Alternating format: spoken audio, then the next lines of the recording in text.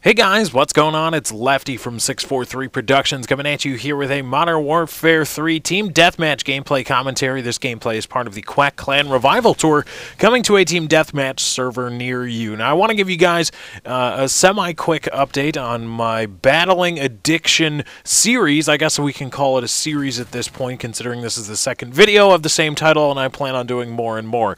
This right now is day 10 of my nicotine-free life. This is, it has been 9 days since my first day of, quote, sobriety with respect to nicotine, and you know, I gotta say there have been some changes, and there have definitely been some obstacles put in my path to overcome on this road thus far. I'm not saying that at this point I am done or I am completely what's the term du jour today? Cured? Not cured, because it is technically, I don't know.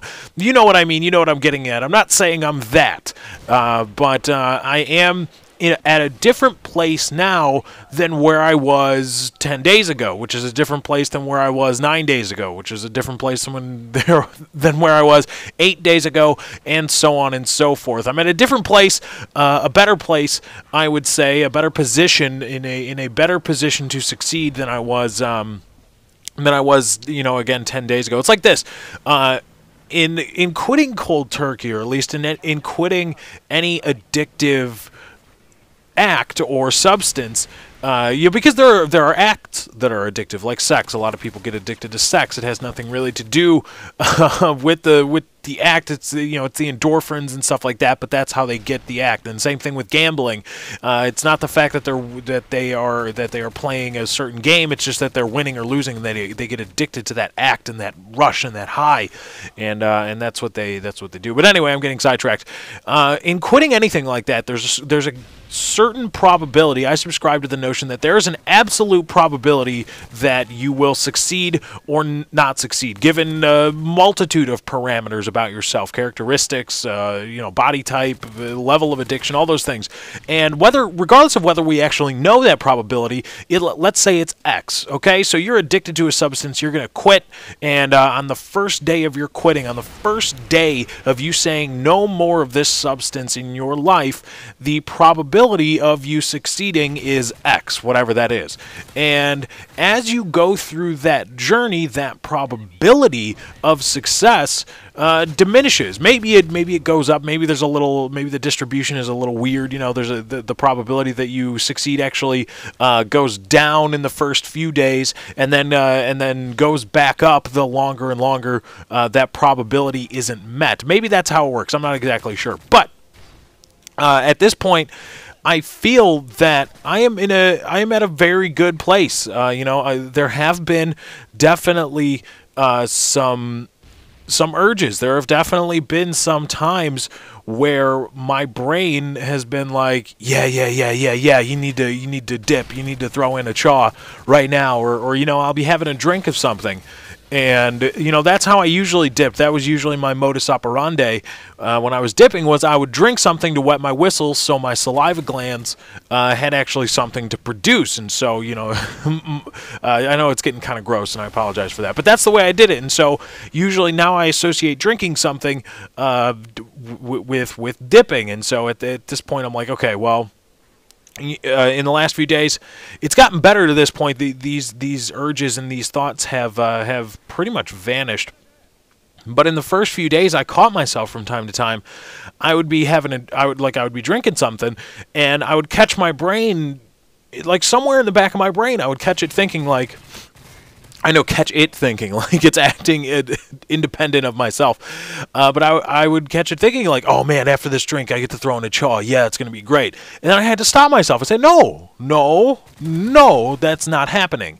And so urges and things like that have been, they have been present, but up until this point, I have been able to conquer them. And I have been able to say, no, that's not happening, and that's just that is not going to happen, right now. And I'm committed to this, and I'm just not going to do it. The original reason that I made this decision was because of a story my dad told me when I was younger about my grandfather quitting smoking. My grandfather used to smoke. Apparently, I don't, I have no idea.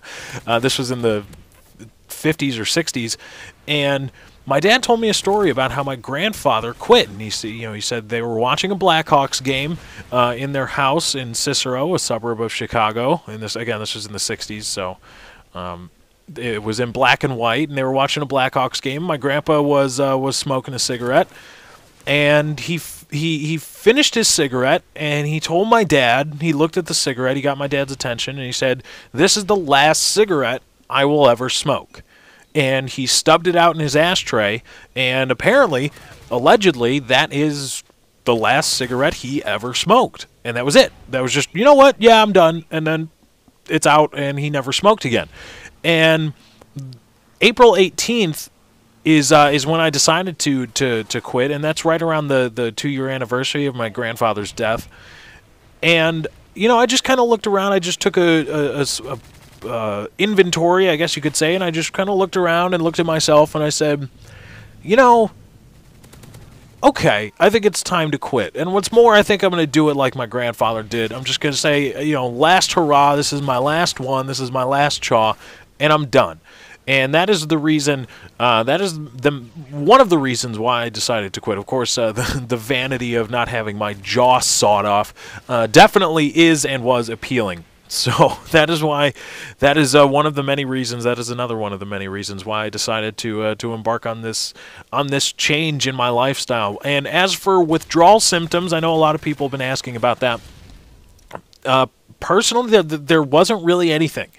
I didn't really get headaches. I had maybe one headache this whole time, and I'm a guy that I was having 4, 5, 6 chaws a day. And that was where I was at. I wasn't a tin a day. I have known some guys that go through 1 tin or more a day. I wasn't at that level yet, but I was doing a good amount.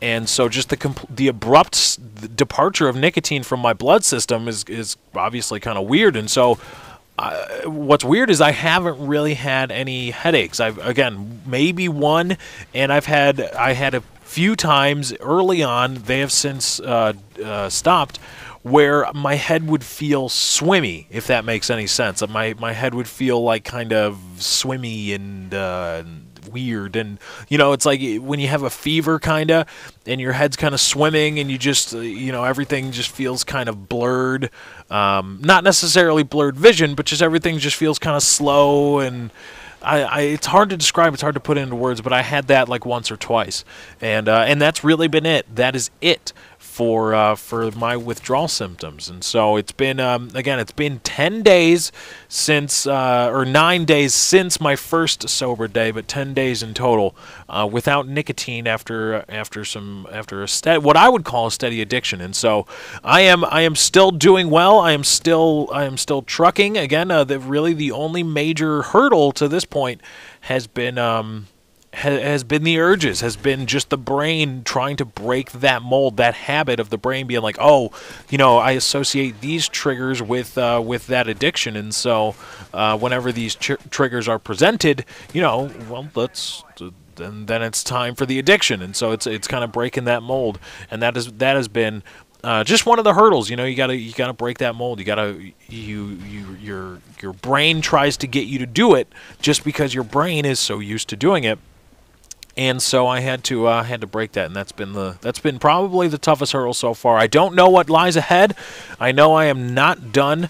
I don't know if this is a cyclical thing, if we are in a low period right now for urges or anything like that. I have no idea, and I will be sure to let you guys know if or continue on the series periodically. Let you guys know how I'm doing. Thank you to everybody that has been thus far, that has been interested and asking me in other videos not related to this topic, asking me how it has been going. So it's good to know that out there, at least I have hit home with a few of you that have gone through this to some extent, and or maybe know somebody that has or something like that. So that's great to know.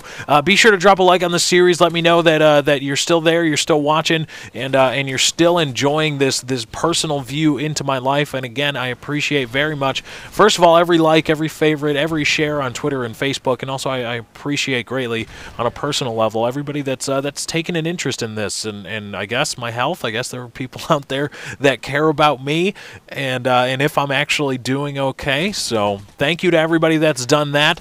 And again, likes and favorites on this video, again, as always, are appreciated. They do help me out. But anyway, guys, that's my time. I got to get out of here. Thank you for joining. I hope you enjoyed. Be sure to drop a like on this video if you did enjoy. I am out.